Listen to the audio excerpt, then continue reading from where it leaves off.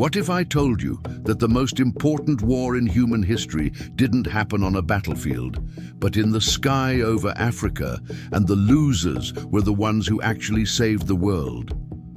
Why has the official history worked so hard to convince you that ancient Africa was a land of silence when its stones were screaming the secrets of the stars 7,000 years ago? Today, we are breaking the seal on a forbidden memory. The day the sun god and the moon god clashed. An event that didn't just darken the sky, but rewrote the very DNA of a continent.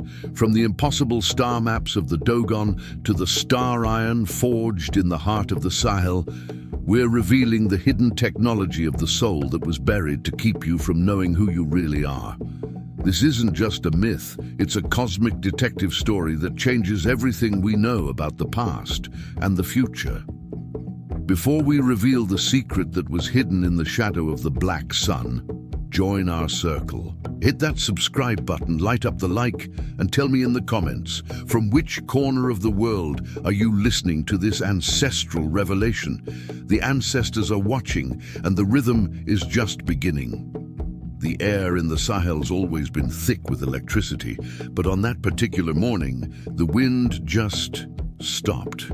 The sun, which for millennia acted as the undisputed king of Mero's dunes, started getting devoured by a shadow that had no business being there, a black disk emerging from thin air to claim the throne. As the gold on the pyramids lost its luster, the world dipped into a purple twilight, a color human eyes weren't exactly built to process, but one the soul recognized as a sign that something massive was about to go down. They say the birds dropped mid-flight and leopards tucked tail like the end of days was knocking. But what was happening was way more than just a game of light and shadow. For anyone gutsy enough to look past what the textbooks allow, that sky wasn't just dark, it was turning into a mirror for a cosmic war. As the temperature took a nosedive, turning that suffocating heat into a chill that settled deep in your marrow, the silence that followed wasn't peaceful. It was pure, raw anticipation. At the peak of this glitch in the matrix, when the sun became nothing but a shaky ring of fire, time seemed to fold in on itself, proving the veil between the living and the spirit realm is thinner than a butterfly's wing. That unnatural darkness wasn't some fluke of nature. It was an intervention, a moment where reality was put on hold so the gods could settle scores mortals were never supposed to witness. It was the heavy hitters using the sky as a chessboard, playing with forces that'd make any modern scientist question their own sanity. Ironically, while today's civilized folks explain it all away with orbits and math, the ancients knew this black sun was the womb of a new era, the violent birth of a consciousness Africa would carry in secret for centuries. What you were looking at was a forced union between what burns and what freezes, a forbidden kiss between light and dark that left an invisible mark on the DNA of everyone treading that sacred soil. It wasn't just an eclipse, it was the signature on a spiritual contract that shifted the frequency of an entire continent. When the first sliver of light finally clawed its way back onto the horizon, the world just wasn't the same anymore, and those who saw it carried the look of someone who'd glimpsed the forbidden. The sun returned, sure, but it had a scar, and the secret of who actually won that fight stayed buried under layers of dust and twisted myths. That transition left behind more than just shadows. It left a lineage of keepers who understood that real power doesn't live in the high noon, but in the chaos that happens when the great duality collides. In those days, before we were told that the sky and the earth were separate things, the people of the Gulf of Guinea knew the truth. You can't have the spark without the void. They looked up and saw Mawulisa not as two distant rocks in space, but as a single breathing entity of pure duality, the cool silver intuition of the moon and the scorching golden authority of the sun. It was the ultimate power couple, keeping the universe in a delicate dance where every heartbeat of creation was perfectly synced to the rhythm of the cosmos. But then, the unthinkable happened. The divine we became a me, and the harmony snapped like a dry branch in a storm. The myths whisper that the sun grew arrogant, wanting to burn away the mysteries of the night, while the moon refused to be just a reflection of his ego. This wasn't just some domestic spat.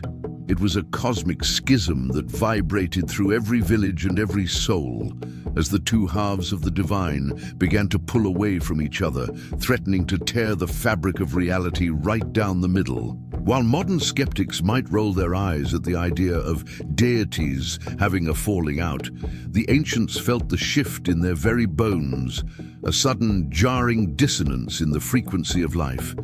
This split wasn't just a story to explain the weather, it was a spiritual trauma that mirrored the growing divisions among men, where the ego began to overshadow the collective. The journey from oneness to duality was a jagged path, marked by a tension so thick you could carve it with a ritual blade, as the world braced for a collision that would define the limits of power. As the sun and moon locked into their celestial struggle, the spiritual fallout was felt in the temples and the shrines, where the priests realized that the old prayers didn't sound the same anymore. The Great Separation forced humanity to choose sides between the cold logic of the day and the wild, unmapped territories of the dream world. It was a moment of profound loss, yet also a revelation, as the people learned that even the gods have to wrestle with their own shadows if they ever hope to find true balance again. The tension reached a breaking point right above the heart of the continent, creating a spiritual vacuum that started sucking the old world's certainty right out of it. It was a high-stakes standoff where neither side was willing to blink, and the people below could only watch as their masters in the sky prepared to settle the score once and for all. This divine divorce was about to get messy, and the black sun was the only way the universe could force these two back into the same room, but the cost of that reunion would be etched into the stones of Africa forever.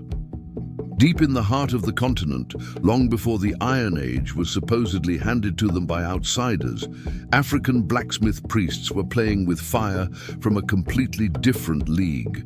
They weren't just digging in the dirt, they were harvesting star iron from meteorites that had streaked across the sky like fallen gods. When they forged a scepter from this celestial metal, they weren't just making a tool, they were creating an antenna, a bridge made of heavy, cold stardust designed to catch the very frequency of the heavens. It's pretty funny how modern historians act surprised that these primitive tribes understood the molecular properties of nickel-iron alloys from space, while Europe was still figuring out basic bronze.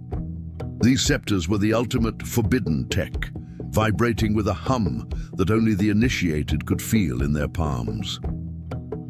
During the eclipse, when the sun and moon collided, these scepters acted as lightning rods for the spiritual static, grounding the chaotic power of the gods into the very soil of the kingdom. The journey of the star iron from the void of space to the hand of a king was a sacred pilgrimage, a transformation of heavenly stone into earthly rule. Carrying one of these blades or staffs meant you weren't just a politician. You were a guardian of the cosmic order, tasked with making sure the world didn't shake itself apart when the lights went out. The weight of the scepter was the weight of the universe itself, a constant reminder that Africa's power didn't come from the earth, but from the spaces between the stars. Spiritually, this iron was seen as the bones of the ancestors, returned to the living in a rain of fire, making it the only material tough enough to withstand a divine duel. When the shadow of the moon finally touched the scepter during the eclipse, the metal would glow with an eerie, pale luminescence, a literal handshake between the physical and the metaphysical. It was a moment of absolute resonance, where the king became a living circuit, channeling the raw, unedited power of a warring sun and moon. But as the scepter pulsed with this terrifying energy, the priest realized that holding such a charge came with a heavy price. You couldn't just tap into the power of a cosmic war without it changing you, or the world around you, forever. The iron was hungry, and as the darkness reached its peak, the scepter began to pull not just on the sky, but on the very souls of those standing in its shadow, preparing them for a revelation that no man was truly ready to hear. In the deep vaults of the ancient kingdoms, gold wasn't just a shiny rock to be hoarded or traded for trinkets. It was solar sweat, the physical residue of the sun's intensity, condensed into the veins of the earth. The ancients didn't just mine it, they communed with it, believing that this yellow metal held the literal frequency of divine authority and masculine fire. To wear gold was to wear a piece of the sun itself, a spiritual armor designed to keep the wearer's soul anchored when the world's balance started to tilt toward the abyss. It's a bit of a cosmic joke that modern economists see gold as a safe haven for currency, while the ancestors saw it as a safe haven for the spirit. They understood that gold acts as a conductor, not just for electricity, but for intent.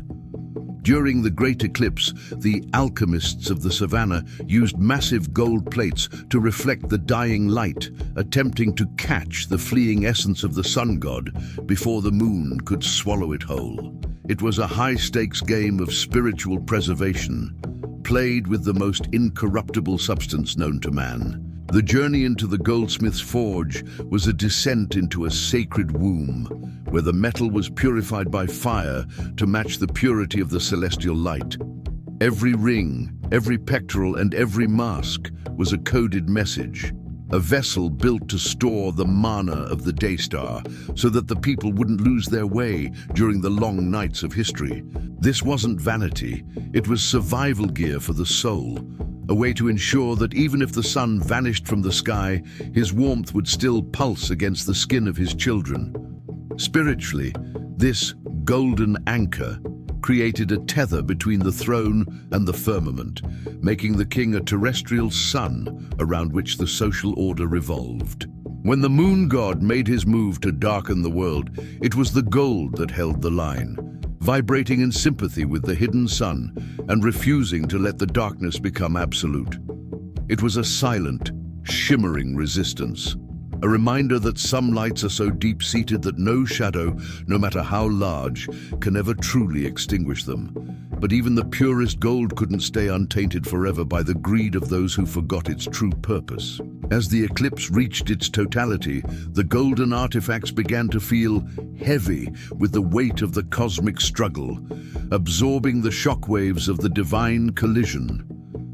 The priests noticed the gold beginning to dim, taking on a reddish, bruised hue as if the metal itself was bleeding from the stress of the battle above, signaling that the old world was melting away to make room for a truth far more chilling. Long before the pyramids of the north were even a blueprint, the eye was already watching from the heart of the continent.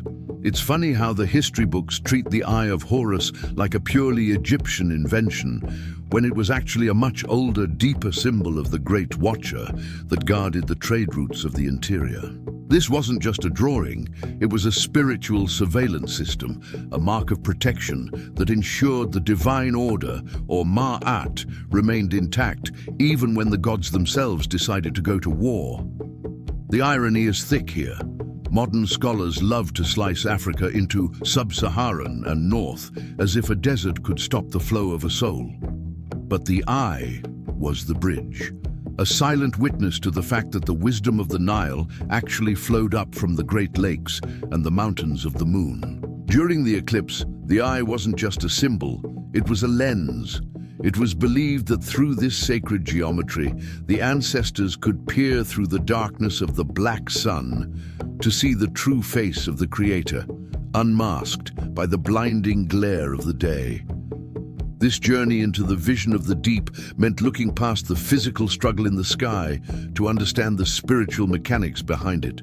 The eye represented the moon eye that was lost and found, a cosmic lesson in how we only truly appreciate the light once we've been forced to navigate the shadows.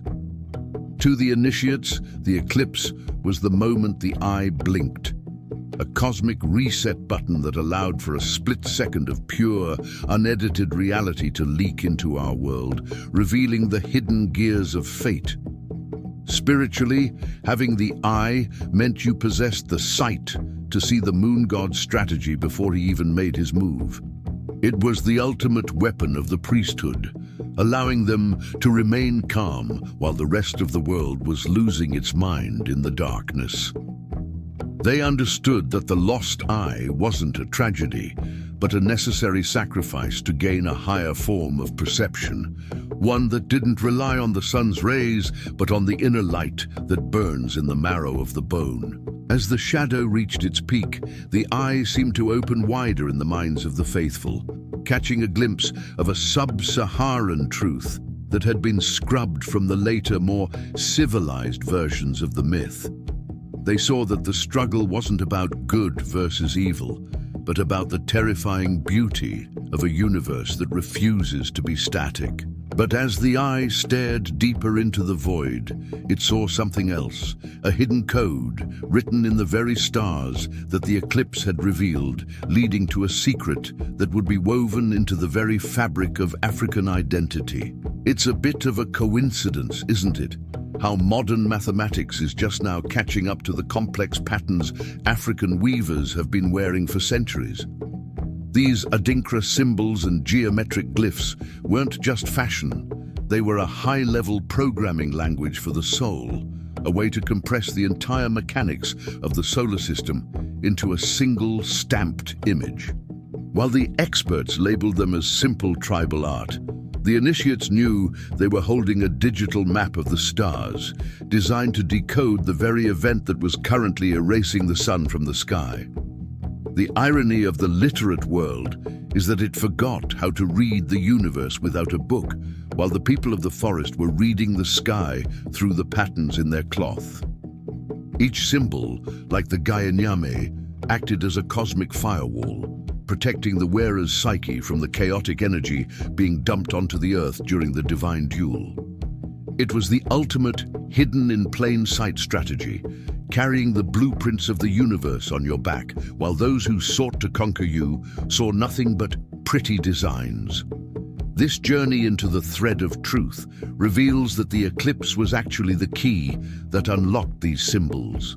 In the eerie, flat light of the totality, the patterns on the sacred fabrics seemed to shift and vibrate, acting as a visual frequency that calmed the heartbeat of the community. The symbols weren't just representing the gods, they were interacting with them, creating a rhythmic bridge that allowed the people to walk through the darkness without losing their spiritual orientation. Spiritually, these codes were a way to download the wisdom of the moon god without being overwhelmed by his cold, lunar logic. By wearing the geometry of the ancestors, the people were literally wrapping themselves in a protective layer of history and math, ensuring that the black sun didn't erase their memory along with the light. It was a form of spiritual encryption, a way to make sure that even if the priests were silenced, the stones and the clothes would keep telling the story of the day the gods fought. But as the shadow deepened, the symbols began to reveal a much darker layer of information, one that spoke of a coming great forgetting. The code started to flicker with a warning that the real battle wasn't happening in the sky, but in the future of the people's minds. The geometry was showing them a path through a centuries-long darkness that was just beginning, leading to a rhythm that only the most resilient hearts would be able to keep, the rhythm of the drums that was about to shake the very foundations of the earth. When the sun went out, the world didn't just go dark, it went loud. It's funny how modern musical experts try to analyze African rhythms as simple entertainment, conveniently forgetting that the drum was the first technology used to stabilize the Earth's tectonic and spiritual plates. As the moon god tightened his grip on the light, the sacred drums began a frequency sweep, a deep, subsonic thrumming designed to act as a pacemaker for a planet whose heart was skipping beats in the unnatural chill. The irony is almost too much to handle. While the rest of the world was likely screaming in terror at the demon eating the sun, the priests of the drum were composed, leaning into the math of the beat. They weren't just making noise, They were counter-programming the celestial chaos. Each stroke on the hide was a precise strike against the silence of the void, a way to tell the sun god, "We're still here, and we're keeping the seat warm for your return." It was a sonic siege, a rhythmic resistance that proved the spirit can be louder than a collapsing sky. This journey into the pulse of the earth was a masterclass in collective resonance. The villagers didn't just listen, they became part of the instrument. The vibration traveled up through the soles of their feet, bypassing the brain and speaking directly to the nervous system, keeping the community from spiraling into a collective panic. In that moment of totality, the drum wasn't a musical instrument, it was a life support system, weaving a net of sound that caught the falling spirits of the frightened and hauled them back to reality. Spiritually, the frequency of the drums was the only thing that could navigate the grey zone between the warring gods. It was believed that the sound acted as a lighthouse for the sun's return journey, a trail of breadcrumbs made of vibration. By locking into a specific heartbeat rhythm, the drummers were literally holding the fabric of time together, preventing the eclipse from becoming a permanent state of being. They were the engineers of the invisible, steering the continent through a cosmic storm with nothing but wood, skin, and sheer will. But as the drums reached a fever pitch, something strange started to happen. The rhythm began to sync up with a vibration coming from inside the earth itself. It was as if the ancestors were drumming back from the other side, confirming that the secret knowledge was safe, even if the world above was changing. The beat was no longer just about the eclipse. It was a long-term signal, a code being buried deep in the marrow of the people, designed to stay dormant for centuries until the world was ready to hear the Dogon truth about where we really come from. It's a bit of a head-scratcher for modern science, how a nomadic tribe in Mali, the Dogon, knew about the white dwarf star Sirius B, a star invisible to the naked eye, long before telescopes even existed. They didn't just stumble upon this. They claimed their ancestors were downloaded with this data during a celestial alignment, perhaps like the very eclipse that turned the sun into a black hole in the sky. While the experts try to write it off as a lucky guess or a colonial contamination, the Dogon just shrug. They've always known that the history of Africa is written in the stars, not just in the dirt. The irony is thick. We spend billions on satellites to find alien life, yet we ignore the people who've been holding the blueprints of the Nomo, the fish-like teachers from the deep cosmos, for thousands of years. During the eclipse, the Dogon priests didn't see a tragedy.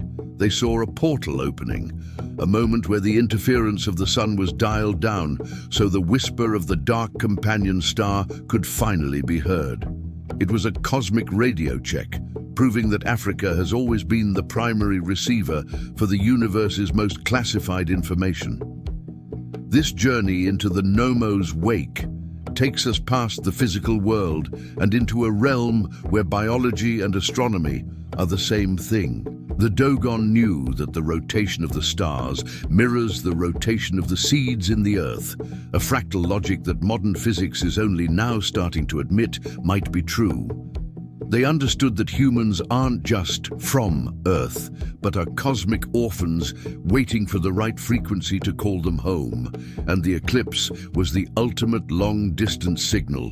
Spiritually, this impossible knowledge served as a silent anchor for African dignity during the centuries when the world tried to tell them they had no history. Even when their lands were being carved up, they knew they held the coordinates to the heavens in their oral traditions, a secret that no invader could steal because they didn't even know it existed. The black sun was a reminder that the most important things in the universe, like Sirius B or the soul itself, are often the things you can't see with a civilized eye. But as the priests looked toward that invisible star during the height of the darkness, the message they received wasn't one of comfort, but a warning of a great distortion. The star wisdom foretold a time when the world would be flooded with fake light and hollow noise, making it harder and harder to hear the true rhythm of the ancestors. The eclipse was just the first shadow. A much longer cultural darkness was on the horizon, one that would attempt to bury the cities and the fractals under a mountain of lies and official history. It's a bit of a masterclass in historical irony, how the world's leading architects are just now realizing that African cities weren't just random clusters of huts, but massive, living fractals. From the great Zimbabwe to the lost courtyards of Benin, these settlements were designed to mirror the very geometry of the stars and the branching patterns of the universe itself. While the civilized world was building square, rigid boxes that fought against nature, African engineers were building stellar cities that breathed with the cosmos, ensuring that every street and every home was a physical prayer for balance. The irony is that these cities were so advanced, they were practically invisible to the untrained colonial eye, which mistook complex mathematical symmetry for primitive chaos. During the day of the cosmic battle, these urban fractals acted like giant earthen resonators, vibrating in harmony with the celestial shift. The city itself was a ritual tool. When the shadow of the eclipse swept over the spiraling walls, the entire kingdom became a living circuit, channeling the black sun's energy directly into the bedrock of the community to keep the spirit of the people from fracturing. This journey into the stone code reveals a level of planning that modern urbanites can only dream of, a world where your house wasn't just a shelter, but a specific coordinate in a terrestrial map of the Milky Way. The ancestors understood that if you build in harmony with the divine proportions, the city itself becomes a source of healing and power. They weren't just building for the present, they were anchoring their descendants into a geometric truth that would survive even after the walls were torn down by those who feared what they couldn't understand. Spiritually, the fractal city meant that every individual was a micro version of the state, which was a micro version of the heavens, a as above, so below philosophy that kept the ego in check. When the gods fought in the sky, the people didn't have to look up to find stability, they just had to look at the layout of their own streets. The geometry provided a sense of cosmic belonging that no amount of modern infrastructure can replace, proving that African identity was originally built on a foundation of infinite, self-repeating strength. But as the darkness of the eclipse finally began to lift, a different kind of shadow was creeping toward these stone marvels, a great distortion fueled by greed and a total lack of rhythm.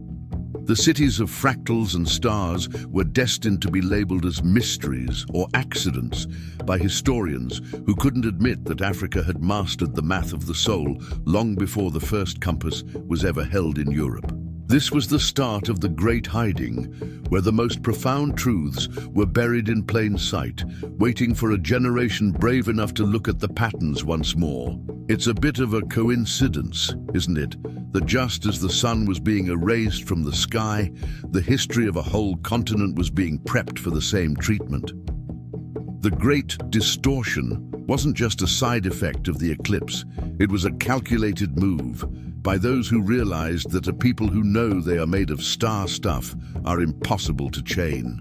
While the moon god's shadow eventually moved on, a much colder, more permanent shadow was being cast by the pens of experts who decided that Africa's astronomical genius was nothing more than fables and folklore.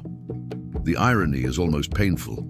The world spent centuries calling Africa the Dark Continent, simply because they were blind to the light that didn't fit their narrow definitions. They saw the rituals and the star maps and chose to label them demonic or primitive, not because they were simple, but because they were terrifyingly advanced. By turning science into sorcery and kings into savages, the distortion sought to cut the tether between the African mind and the cosmic throne, making the eclipse of the soul feel like a permanent state of affairs. This journey through the fog of lies shows us that the most effective way to conquer a people is to convince them they have no past worth remembering. The distortion worked like a spiritual virus, replacing the vibrant fractal reality of the ancestors with a flat, grey version of history where Africa was always a bystander, never the lead actor. It was a theft of the inner sun, an attempt to rewrite the DNA of a continent so that it would forget the day it held the keys to the universe in its hands. Spiritually, this era of distortion was a test of the deep memory, a challenge to see if the truth could survive in the marrow when it was banned from the books. The ancestors knew this time was coming. They saw it in the bruised colors of the eclipse, and they reacted by hiding the light where it could never be reached, in the rhythm, in the dance, and in the oral whispers that no inquisitor could ever fully silence. The distortion tried to turn the African spirit into a reflection of someone else's ego, but the foundation was too deep, built on the star iron that doesn't bend for mortal men. But as the centuries of this cultural totality dragged on, the cracks in the distortion began to glow with a familiar golden light. You can only hide the sun for so long before the world starts to get cold enough for people to start asking where the warmth went. The great distortion is finally beginning to peel away, revealing that the dark continent was actually the guardian of the world's most luminous secrets, and that the shadow was never in the land, but in the eyes of those who dared to look at the sun and see only blackness. It's a bit of a miracle for some, but a well-kept secret for others, how the most profound astronomical truths survived a one-way trip across the Atlantic in the cramped, dark hulls of slave ships. The eclipse of identity was supposed to be final, a total erasure of the African soul, but you can't exactly delete the stars from a person's blood. While the masters thought they were transporting mere labor, they were actually moving living libraries, men and women who carried the fractal geometry of their cities and the rhythm of the black sun tucked away in the folds of their memory. The irony is that the very tools used to oppress were flipped into vessels of preservation. Those simple work songs and primitive dances were actually encrypted data packets, keeping the celestial coordinates of the ancestors alive in a hostile land. Even as their names were stripped away, the people of the diaspora kept the sun god's fire burning in the basement of their spirits, creating a culture that was, and is, a constant rhythmic rebellion against the darkness of being forgotten. This wasn't just survival, it was a high-stakes game of spiritual hide-and-seek played across generations. This journey through the middle passage of the soul reveals that the African identity isn't a static relic of the past, but a fluid cosmic force that adapts to any container. In the favelas of Brazil, the islands of the Caribbean, and the cities of America, the old star iron was reforged into new shapes, but the frequency remained the same. The eclipse had taught them how to navigate the shadow, and that skill became their greatest weapon, the ability to find the light when the rest of the world insisted there was only night. Spiritually, the diaspora became the moon to Africa's sun, a reflection that kept the original light alive, even when the source was obscured by the clouds of colonization. This connection created a global shadow network of spiritual resistance, where the ancient codes of the Adinkra and the Dogon were whispered in the back of churches and the heat of the drum circles. It was a realization that the black sun wasn't a tragedy, but a transformation, proving that the African spirit is most dangerous and most divine when it is being suppressed. But as this eclipse of identity begins to pass, the descendants are starting to realize that they aren't just looking for their roots, they are looking for their stars.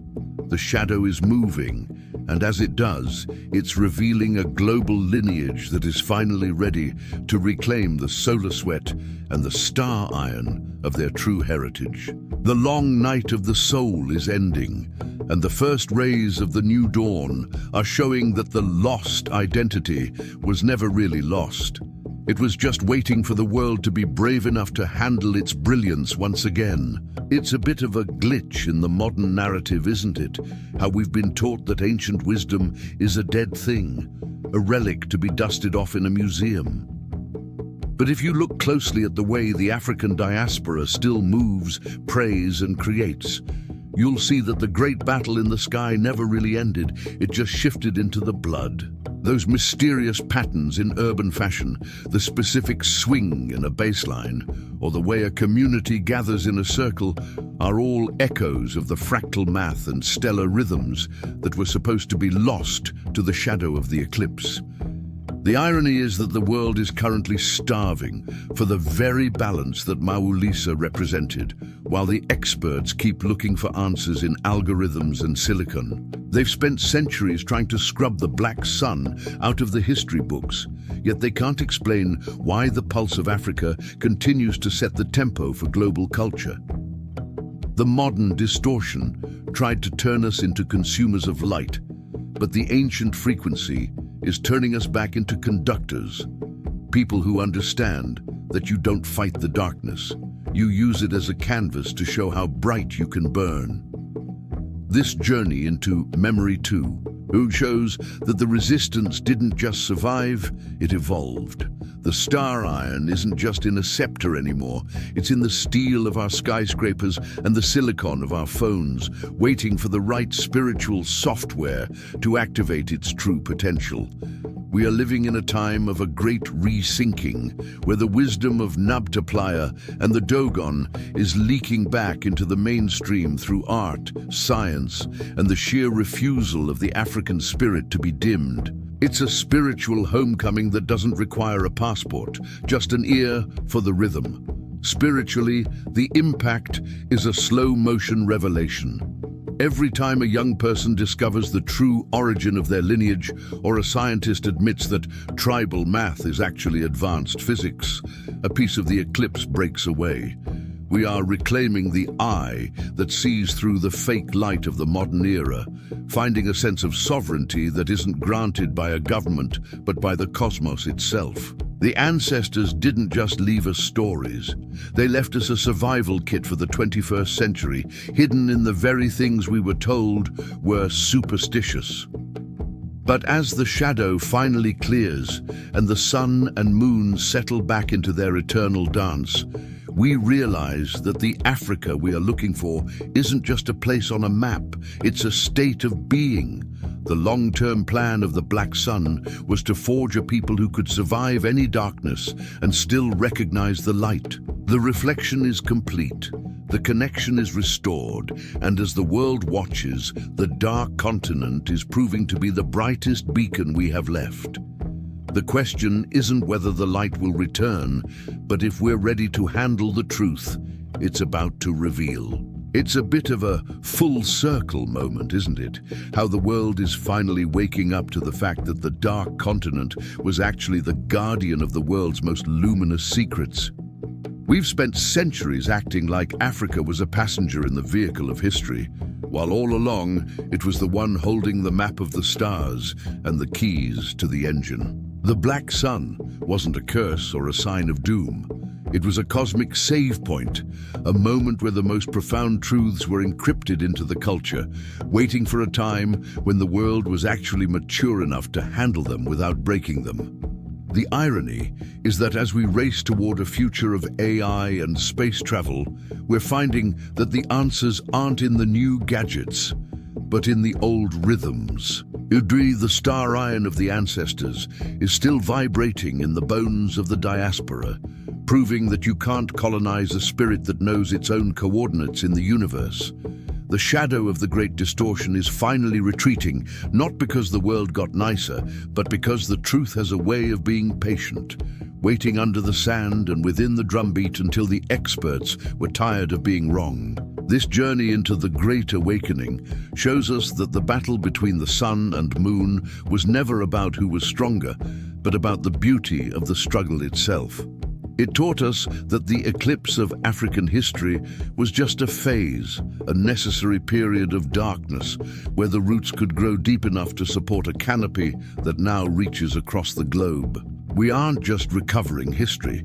We are witnessing the return of a frequency that was always there, humming beneath the noise of the modern world like a subterranean river of gold. Spiritually, this means the contract signed in the shadow of Meru is finally being fulfilled. The heirs of the Black Sun are reclaiming their seat at the table, not as guests, but as the original architects of the soul's architecture. Every fractal, every star map, and every meteoric blade was a promise made to the future. A promise that no matter how long the night lasted, the dawn would belong to those who knew how to dance in the dark.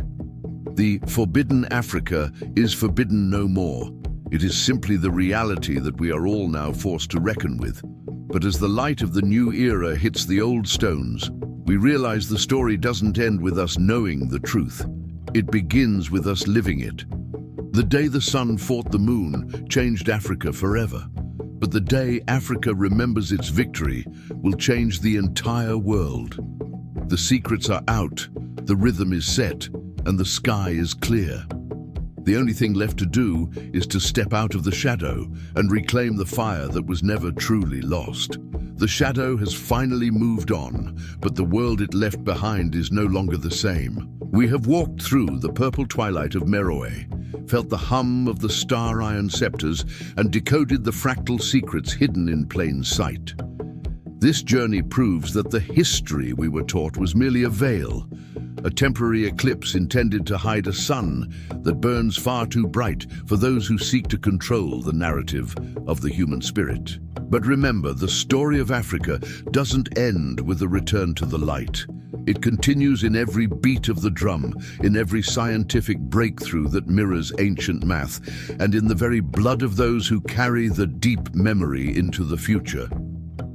Many mysteries still sleep beneath the shifting sands of the Sahara and within the silent stones of Nabta Playa, waiting for the next alignment to reveal their true face.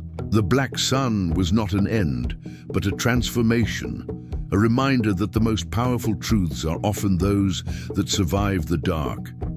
Take this revelation with you, not as a relic of the past, but as a compass for your own soul. You are part of a lineage that knows how to navigate the shadows and reclaim the gold. If you felt the vibration of these ancestral secrets, honor that connection. Subscribe to our channel and activate the notifications so you never miss a piece of the puzzle as we continue to unearth the forbidden truth. The sky is clear now, but the stars are still watching.